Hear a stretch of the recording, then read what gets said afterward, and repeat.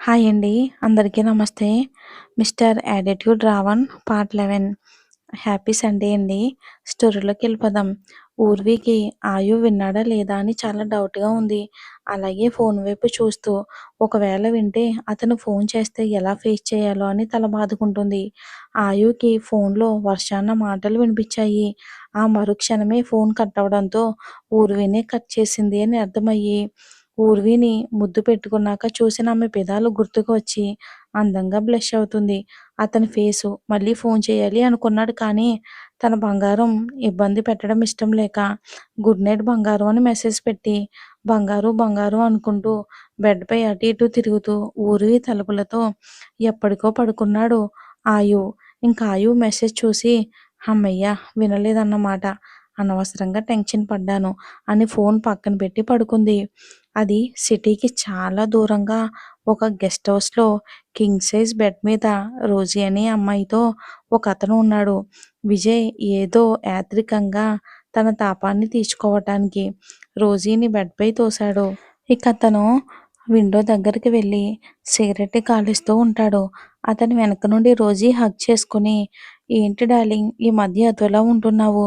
ఇక బెడ్‌పై కూడా సరిగ్గా రావట్లేదు. ఏమయింది?" అలాగే విండో నుండి బయటికి చూస్తూ, ఊర్వి దాన్ని ఎప్పుడైతే చూశానో అప్పటి నుండి అంత అందమైన అమ్మాయి ఎవరొచ్చినా సరే నా మైండ్‌కి ఎక్కట్లేదు. ఇక బయట, లోపల అందరి దగ్గర మంచివాడిలా నటించలేక చేస్తున్నా. ఇప్పటికే దాన్ని చూశాక అస్సలు ఆగాలి అనిపించట్లేదు. దానికి తోడు అది నేను డీల్ చేసే కంపెనీలోనే వర్క్ చేస్తుంది. కొంచెం రాంగ్ స్టెప్ వేసినా డీల్ పోతుంది. ఆ ఆయుగాడు చంపేస్తాడు. అమ్మాయిలంటేనే పడినవాడు దానిపై ఇంట్రెస్ట్ చూపిస్తున్నాడు. ఎలాగైనా వాడు కళ్ళు కప్పి అది నా దగ్గరకు వచ్చేలా చెయ్యాలి. ఏదో ఒకటి చెయ్యాలి అని అనుకుంటున్నాడు. అదంతా విన్న రోజా, వీడికి పోయే కాలం వచ్చినట్టుంది. పోయి పోయి ఆయు హార్మనీతో పెట్టుకుంటున్నాడు. వినాశకాలే విపరీత బుద్ధి అంటారుగా, అదేనేమో. ఒక ఊర్వి ఫ్లాట్ ముందు ఆయు వెయిట్ చేస్తూ ఉంటాడు. ఊర్వి కోసం తన్ని చూడాలని తొందరగానే వచ్చేశాడు. మాటి మాటికి టైం చూసుకుంటూ ఉన్నాడు. ఆయుని ఫ్రంట్ మిర్రర్‌లో నుండి డింపుల్ చూసి నవ్వుకుంటాడు. అసలు ఇన్ని రోజులు చూసిన ఆయుకి, ఊర్విని చూసిన తర్వాత చూస్తున్న ఆయుకి చాలా తేడా వచ్చింది. ఆ ఆయువుకి పని తప్ప వేరే ధ్యాసే ఉండేది కాదు. జీవితంలో ఏదో కోల్పోయిన వాళ్ళ కోపం, చిరునవ్వునే మర్చిపోయాడు. కానీ ఇప్పుడు కొంచెం మార్పు కనిపిస్తుంది సార్‌లో. ఊర్వి మేడం దయ వల్ల. అవును, ఊర్వి మేడం ఎప్పుడు మా సార్‌తోనే ఉండాలి అని మనసులోనే అనుకున్నాడు వాయు. ఇంకా వెయిట్ చేయలేక ఊర్వికి కాల్ చేశాడు వాయు. అప్పుడే రెడీ అయ్యి కిందకి వస్తుంది. ఊర్వి ఫోన్ కట్ చేసి కమింగ్ అని మెసేజ్ పెడుతుంది. స్కై బ్లూ కలర్ డ్రెస్‌లో ఆకాశమే నడిచి వస్తుందేమో అన్నట్టు ఆమె నడుస్తూ ఉంటే చిన్నగా చప్పుడు చేసే కాలి అందిలు, చేతి గాజులు, చెవి జోకాలు ఉండే మువ్వలు అన్నీ కలిపి ఒక రకమైన సన్నటి సంగీత స్వరంలా చెవులకు వినసొంపుగా వినబడుతూ ఉంటే కనురెప్ప వేయటం కూడా మరిచి ఆమెనే చూస్తూ ఉన్నాడు. ఊర్వి కారు దగ్గరికి వచ్చి డోర్ ఓపెన్ చేసి అతని పక్కన కూర్చుంది. కళ్ళు మూసుకుని ఆమె సహజ శరీర పరిమళాన్ని, కస్తూరి చందనాన్ని కలిపిన సువాసనను తనలో ఊపిరిలో నింపుకుంటూ తనకు మాత్రమే పరిమితం ఆ సువాసన. అతనికదొక మత్తులా అనిపించింది. ఆమె సువాసనను ఆస్వాదిస్తూ, స్మెల్ చేస్తూ ఆమెకి దగ్గరగా వచ్చాడు. ఆమె కంగారుగా ఏమయ్యింది అంది.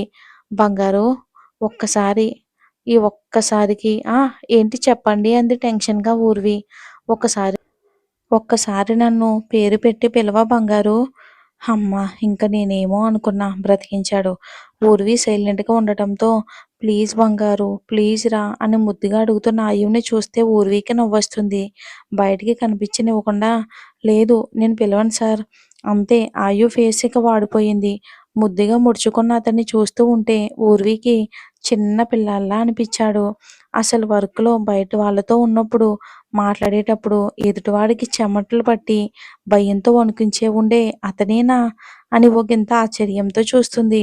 వాళ్ళ మాటల మధ్యలోనే ఆఫీసొచ్చేసింది. కారు ఆగగానే దిగేసింది ఊర్వి. ఎక్కడ ఆయు తన్ని చెయ్యి పట్టుకుని అందరి ముందు తీసుకెళ్తాడో అని భయం వేసి ఆయు పిలుస్తూ ఉంటే అతన్ని చూడకుండా లోపలికి వెళ్ళి లిఫ్ట్‌లో తన ఫ్లోర్‌కెళ్ళి క్యాబిన్‌కి వెళ్ళిపోయింది. నువ్వు సిగ్గుపడుతుంటే చూడాలనుంది బంగారు. కానీ నేను ఎక్కడ చూసేస్తాను అని వెళ్ళిపోతున్నావు. చూస్తా ఎలా తప్పించుకుంటావో నా నుండి. ఆయు వర్క్ ఉండడంతో తన క్యాబిన్‌కి వెళ్ళిపోయాడు నేరుగా. ఇషా ఫుల్‌గా డ్రెస్ వేసుకొని, అరచేయి మందంతో మేకప్ వేసుకొని, దట్టంగా లిప్‌స్టిక్ పెట్టుకొని, అంటే పాప దృష్టిలో పద్ధతంటే ఇలానే ఉంటుంది. పాపకు కొత్త సబ్జెక్ట్ కదా! దేవయాని ఈషా, ఆయుని కలపడానికి అన్నీ సిద్ధం చేసి ఉంచింది. అందుకే ఈసారి ఆమెని ఆఫీస్‌లో ఎవరూ ఆపలేదు. మాధవ్ గారికి కూడా ఆనంద్ గారితో కాల్ చేపించి చెప్పించింది. ఆయుకి ఆనంద్ గారి ఫోన్ గురించి చెప్పే లోపలే అర్జెంట్ వర్క్ రావడం వలన మర్చిపోయాడు. ఈలోగా ఈశాన్య వచ్చేసింది. డింపుల్‌కి కూడా ఇంపార్టెంట్ కాల్ వస్తే మాట్లాడడానికి వెళ్ళాడు. నేరుగా ఈషా క్యాబిన్ ముందు నిలబడి డోర్ లాక్ చేసింది. తల పైకి ఎత్తకుండానే కమిన్ అని అన్నాడు ఆయు. ఎందుకంటే తన క్యాబిన్‌కొచ్చే సాహసం కేవలం తను పిలిస్తే వచ్చే మాధవ్ గారు. ఏదైనా ఇంపార్టెంట్ వర్క్ ఉంటే డింపుల్, కోపంతోనో లేక ఫైల్‌పై సైన్ కోసమో వచ్చే తన బంగారం. ఈ ముగ్గురిలో ఎవరో ఒకరు అయ్యుంటారు అనుకున్నాడు ఆయు. అందుకే కమిన్ అని అన్నాడు. ల్యాప్‌టాప్‌లో వర్క్ చేసుకుంటూ ఉన్న ఆయుకి అడుగుల శబ్దం బట్టి వచ్చింది. అమ్మాయి అని అర్థమయ్యింది. కానీ తన బంగారు కాదు. ఎందుకంటే తనకంటే ముందే తన సువాసన అతన్ని పలకరిస్తుంది. కళ్ళు పైకెత్తి చూశాడు. కనుబొమ్మలు ముడిచి కోపంతో తన వైపే చూస్తున్నాడు. నా పర్మిషన్ లేకుండా నా క్యాబిన్‌లోకి ఎందుకొచ్చావని పిడికిలి బిగించి కోపాన్ని అదుపులో పెట్టుకుని చూస్తున్నాడు. హాయ్ ఆయు గారు. నిన్న అలా రావడం, మాట్లాడడం తప్పే. సారీ చెప్పి వెళ్దామని వచ్చాను. ఐయామ్ సారీ అండి. పాపలో మార్పు కల్పితమని బాబుకి అర్థమయ్యింది. దీని వెనుక ఎవరున్నారో కూడా తనకి తెలుసు. ఈషా ఆయు ఏం మాట్లాడకపోవటం చూసి కన్విన్స్ అయ్యాడు అనుకుని ముందుకు వంగి ఆయు చెయ్యిని పట్టుకుందామని చెయ్యి పట్టుకోబోయింది. అంతే ఆయు ఒక్కసారిగా చైర్‌లో నుండి లేచి ఇక్కడికి ఎలా వచ్చావు అన్నాడు కోపంగా. అదేంటి ఆయు అలా ఉంటావు? పర్మిషన్ తీసుకుని వచ్చాను.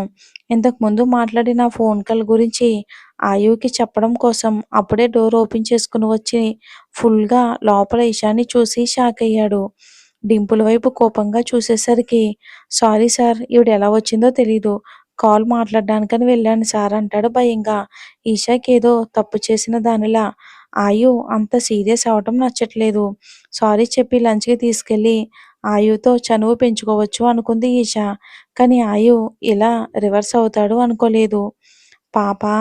ఎవరి గురించి ఏం ఊహించుకుంటున్నావు పిచ్చిదానా! ఈష చివరి ప్రయత్నంగా అంకుల్ పంపించారు నన్ను. నీకు సారీ చెప్పి ఇద్దరిని లంచ్‌కి రమ్మన్నారు ఇంటికి. నీకు ఫోన్ చేస్తానని చెప్పారు. ఈష చెప్పడమే ఆలస్యం. ఆనంద్ గారి నుండి ఫోన్ వస్తూ ఉంటుంది ఆయుకి. టేబుల్‌పై ఉన్న ఆయు ఫోన్‌లోకి చూసి సైడ్ స్మైల్ ఇచ్చింది. అప్పుడే ఫైల్స్ తీసుకుని ఊర్వి ఆయు సైన్ కోసమని క్యాబిన్‌కి వచ్చింది. అక్కడ వాతావరణం చూసి తనకేం అర్థం కాలేదు. డింపుల్ వైపు చూసింది ఏంటి అన్నట్లు. డింపుల్ ఈషా వైపు చూసి తల పట్టుకున్నాడు. లోపలికి వచ్చిన ఊర్వినే చూస్తూ ఫోన్ లిఫ్ట్ చేశాడు. ఆనంద్ గారికి నో నేను రావట్లేదు అని చెప్పి ఫోన్ కట్ చేస్తాడు. ఈషా ఆయు లంచ్‌కి నో చెప్పడంతో కోపం వచ్చింది తనకి. ఊర్వి ఇవేమీ పట్టనట్లు చూస్తూ ఉంది. తనతో తీసుకువచ్చిన ఫైల్స్‌ని టేబుల్‌పై పెట్టి సార్ సైన్ అని అంటుంది. అసలే కోపంలో ఉన్న ఈషా ఇప్పటికే ఊర్విపై నిన్నటి విషయంలో కోపంగా ఉంది. దానికి తోడు మాట్లాడుకుంటూ ఉంటే మధ్యలో వచ్చింది అని. ఏ నీకు అని ఊర్విని ఏదో అనబోతున్న ఈషాకి పెద్ద శబ్దం కావటంతో ఆయు వైపు చూసింది భయంగా వణికిపోతూ. ఆయు చైర్‌ని బలంగా తన్నాడు. ఈషా వాయిసు ఎప్పుడైతే ఊర్విపై లేచిందో కోపాన్ని తట్టుకోలేక చైర్‌ని తన్నాడు. ఆ అమ్మాయివని ఊరుకుంటున్నాను. ఇంతసేపు ఎవరిపైకే నీ గొంతు లేస్తుంది? చంపేస్తాను నిన్ను అని ఈషా వైపు వస్తూ ఉంటే ఈషా భయంతో అడుగులు వెనక్కి వేస్తుంది. ఊర్వి ఆయు కోపానికి భయపడుతూనే అతన్ని ఆపకపోతే నిజంగానే చంపేసేలా ఉన్నాడు అనుకుని ఈషా దగ్గరికి వెళ్తున్న అతనికి ఎదురుగా నిల్చుంది. సూటిగా అతని కళ్ళల్లోకి చూసింది వద్దు అన్నట్లు. అతని కళ్ళల్లోకి చూస్తూ డింపుల్ ఆమెనిక్కడి నుండి తీసుకెళ్ళు అని అంది ఊర్వి. అతని కోపానికి, భయంతోనే ఊర్వి ఆయుని కళ్ళతోనే కమెండ్ చేయటం నచ్చక అసహనంగా ఊర్వి విషయం అత్తకి చెప్పి అసలు వీళ్ళ మధ్య ఏం జరుగుతుందో కనుక్కోవాలి అని కాలుని గట్టిగా నేలకేసి కొట్టుకుంటూ వెళ్ళిపోయింది. ఇంత కోపం ఎందుకండి మీకు? నా బంగారు పైన మరి గొంతులేస్తుందా? తనకెంత ధైర్యం! అయినా నన్నెందుకు ఆపావు? అసలు ఎవరు తను? ఇక్కడి వరకు ఎందుకొచ్చింది? మీకు గుర్తులేదా?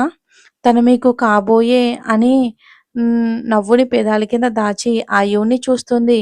ఆయువు కోపంగా చూస్తాడు. నువ్వు తప్ప నాకెవరూ వద్దు. ఊర్విని గట్టిగా హత్తుకున్నాడు.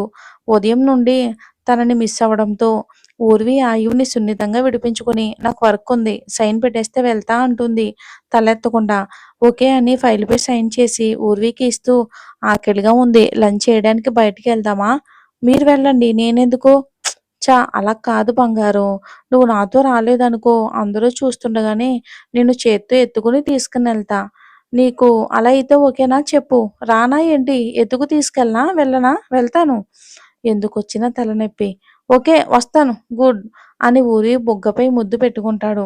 షాక్‌లో ఉన్న ఊర్విని కారు దగ్గరకు తీసుకుని వెళ్తాడు. కారు తనే డ్రైవ్ చేసుకుంటూ ఒక పెద్ద రెస్టారెంట్ ముందు కారు ఆపుతాడు.